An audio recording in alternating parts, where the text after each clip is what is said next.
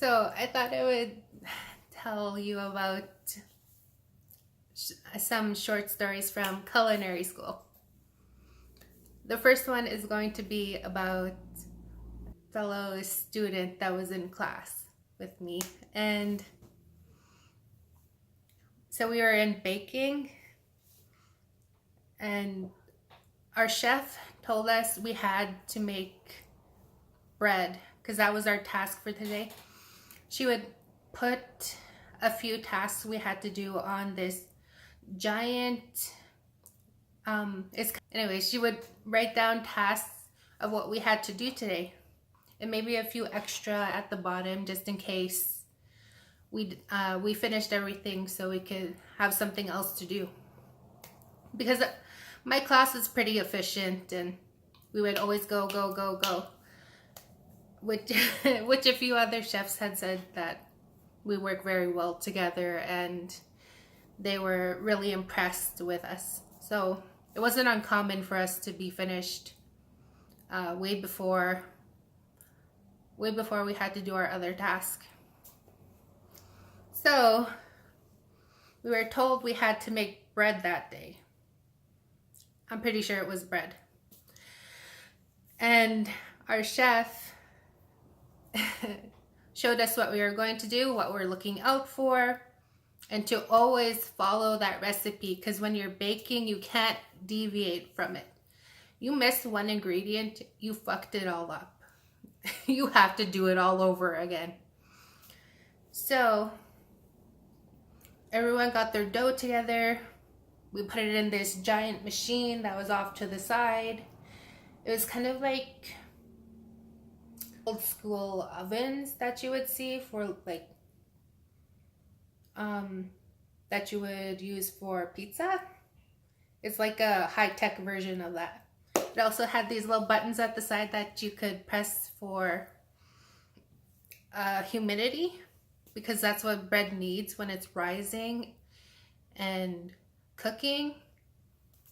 So when it bakes, it doesn't become just this small hard dough.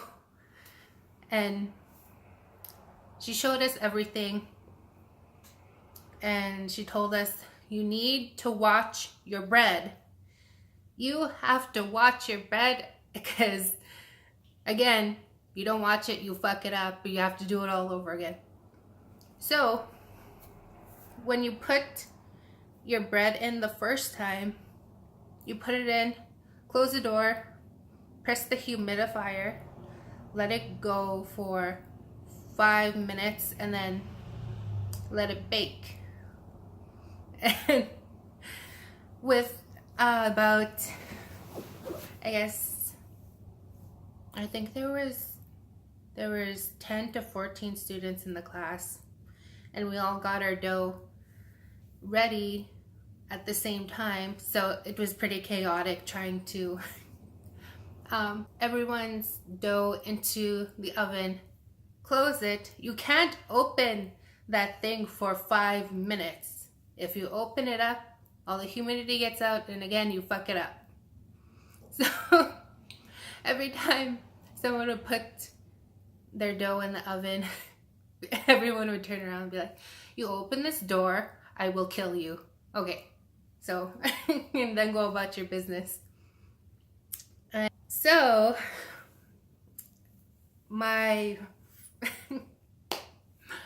classmate puts his dough in, let it rise, presses bake, because it was time for everyone's bread to start baking, and he let it go, and we started doing something else because it was set to a timer, and we have other tasks that day that we have to get done. So we're at this kind of big island. It was me, my classmate, my other one, my teacher right next to me, and me and my other classmate who was on in front of me to the right. We checked our bread. We were making sure that everything was going well, and then we took it out, came back, started doing other stuff at that same table. And then the classmate in front of me, directly in front of me, says to my chef, because he was watching the time, he said to my chef, "Chef, can you check my bread?" And me and my classmate to the side over here looked at each other like, no, I can't believe you just fucking asked the teacher to check your shit. The shit you're supposed to look after. We're just looking at each other. We're like, what is she going to say? Is she going to rip him a new one? Because like, these chefs aren't, they're not rude. They're just very strict and disciplined. So we were just waiting for it, staring at each other, and then going back to what we were doing, feeling really awkward. And surprisingly, my chef looked up and was like, "Yeah, sure." She turned around and she went and checked it. And we were just, oh my God. I thought she was going to lose her shit. I thought she was just going to yell at him and just like throw him out of the class. But no, she's like, "Yeah, okay." Turns around, checks it, and me and my friend on this side looking at each other like, I can't believe we got away with that. I just cannot believe we got away with that.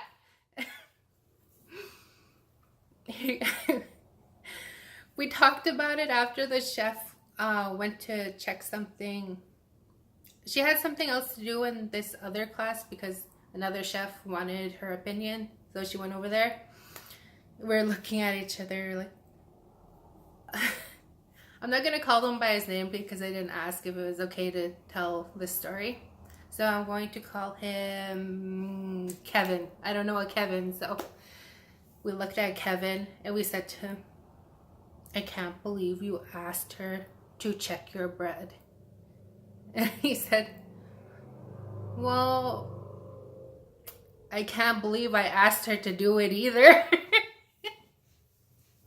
He surprised himself. He said, "As soon as I said it, I realized," and basically he realized he fucked up. And he said, "Well, I'm glad she did it, but we're like, you can't do that again. You cannot do that again. She forgave you this time and she did it, but maybe next time she's gonna rip you a new one and just throw you out. So don't, watch yourself, damn." This second story is the same class. We're in baking, first year baking, and I was helping another classmate. I'll call her Elizabeth. I was helping Elizabeth with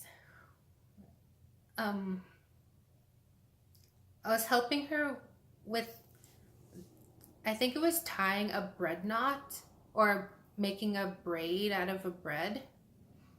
Because I think we were using towels so I could show her, because I don't know, I got the hang of it like that, but for some people it was confusing to make a braid out of a bread. So I went over there, I was talking to her and I was helping her, and two of my male classmates started just kind of fucking around, and which is fine because it was like the last 5 minutes of class and everyone was putting stuff away and they're just kind of horsing around. So these two guys were just like chucking shit at each other, like towels, their jacket, and then their hat. They started tossing their hat back and forth, which, like, I don't have a problem. Like, I'm doing my own thing over here with Elizabeth, so they're tossing this thing back and forth, and then all of a sudden I feel something just hit me in the chest, and I was just like, what the hell? And I like, I grabbed it, I looked at it, it was their hat, and then one of them was like, oh shit, and just kind of like tried running away, and then I took it and I threw it back at him. And I was like, watch what the fuck you're doing. And I threw it back at them, but at the same time, another classmate was walking in front of them, and then it flew at her and then hit her like in the head and knocked over her little hat that you had to wear. And I was like, oh my god, I'm so sorry, that wasn't for you. And like they were laughing, and she's like, oh, it's fine, it's not like it hurt, you just knocked over my hat, like it's fine. And I was like, I'm so sorry, I didn't mean to hit you, I was aiming for these fuckers over here, like, I'm sorry. That was the end of that. We cleaned up and we left, and it's kind of a funny story. Oh, so, and the third story is, this is still the first year. We were in, I can't remember what that class is called, but you had to make hors d'oeuvres, these little small bite-sized things. I'm pretty sure everyone knows what an hors d'oeuvre is, like those tiny little samples that are on a tray, you know. So we were learning that, and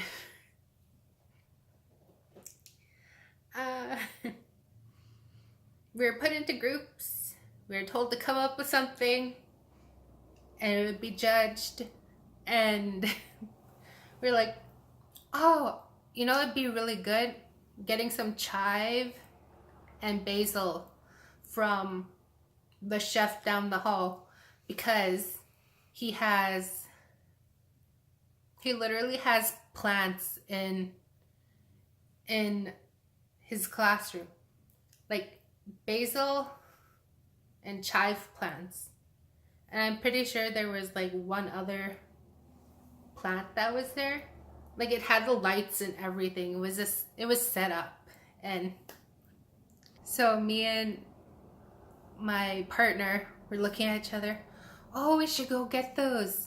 I'm pretty sure like he'd be fine with it as long as people didn't take a lot during the day or during the past few days, because, well, it's a plant, it needs time to regenerate and grow more leaves. So me and my partner were looking at each other. Oh, you should go. Okay, you could go ask. And she's like, well, you know, it was your idea, so why don't you go ask him? We're just we went back and forth a few times, and and then finally I was the one who said it. It's like, I don't really want to go talk to him. And she's like, I don't want to talk to him either. I was like, he kind of creeps me out. And then she said, I know, that's exactly why I don't want to go. And she's like, why does he creep you out? I was like, because he kind of like, when you talk to him, he kind of checks you out. Yeah. He kind of like talks to you and then like looks you up and down. Like, and then kind of like, he'll look from you right here and then down to your boobs and then back up. And it's uncomfortable. Like you gotta not, like you need to stop. So me and my friend were like, well, we need those herbs. And she finally said, okay, I'll do it. I'll go get them. And I was like, okay, thank you so much. And so she went in there. She says when she went in there, she looked around and then kind of like, she said, I kind of made sure that he wasn't there, went in took like two leaves of basil and some chive, and then she left. She didn't even ask. She was like, I'm just gonna take this and I'm gonna leave. There's no one else in the classroom, so it's not like anyone saw her and can be like, you didn't ask the chef and whatever.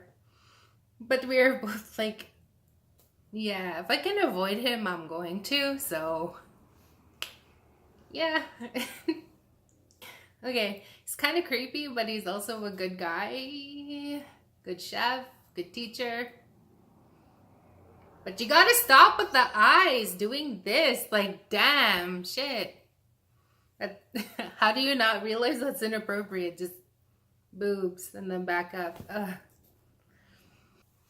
So the fourth story is, this was during my practicum. It was a paid practicum. Like, you had to find your own job, you had to book your own interview, and you had to get it. It was pass fail. Failing means that you got fired, basically. You just got fired. So we had this banquet, and it had already been a month, and so we had the hang of getting into making banquets. And so one night during this banquet, we had it's a 3-course meal. There's, I guess, 4 courses if you count the hors d'oeuvres. You got the hors d'oeuvres, that goes for about a half hour to 45 minutes. And then during that time we have to set up tables so we could plate the salads. And then that would go, would get everything wiped down to set it up for dinner. And it was like this. There was no chance for anyone to sit down because, well, it's a banquet and everyone has to get their food right away. And it could be anywhere from 50 to 200 people. So you can't just sit down and like look around and stuff. So you have to keep going and you have to keep doing things. So we set up the dinner, got everything out. That went. Everything went smoothly. And so we started setting up for dessert. Usually dessert is already set up. You do it beforehand, like the day before, and you just keep it in the freezer or the fridge, depending on what dessert you have. So, cleaning down everything, we're wiping down from plating dinner, and we're about to set up the plates for dessert. Before we could even do that, some random woman comes walking into the kitchen, and we're like, no, you can't be here. Like, you have to step out. Like, me and my 2 coworkers are like, you can't be here. And she said, oh, I was talking to I can't remember what they're called, the maitre d', the person who runs everything. Like, if you have a problem, you come to him and you tell him what you need and he gets it done. That person. She said, oh, he wasn't around and the dinner is so amazing and we need and I just want to compliment you and you guys are doing so good. It was delicious. And she was giving us compliments, which was really nice. But the fact is, if you touch something, you start putting your hands on everything and coughing, and your hair's not in a hairnet, and that gets in the food. Someone gets sick from your contaminated hands. We get fired. We end up getting fired because you decided to come into the kitchen and start just talking and leaning up against stuff, and no, just I appreciate your compliments, but you cannot be back here. And the guy who runs everything came in and then said the same thing. You can't be back here. You could end up contaminating something. You really can't be here. And she was, again, trying to give compliments. And he said, thank you for your compliments. The way we run things here is you tell me what you need to get done, even if it's compliments, and I will let them know. He was talking to her like strict, like, go, like, he was so strict, just like, get out of this kitchen now. And so, but he was doing it in a nice way too, and just ushering her out, and she's like, oh, this is so nice, I understand that I'm not supposed to be back here, and she's going, and we're just looking at each other like, now we gotta wipe down everything again. We have to wipe down everything. We have to wipe down this table you leaned against and you touched, and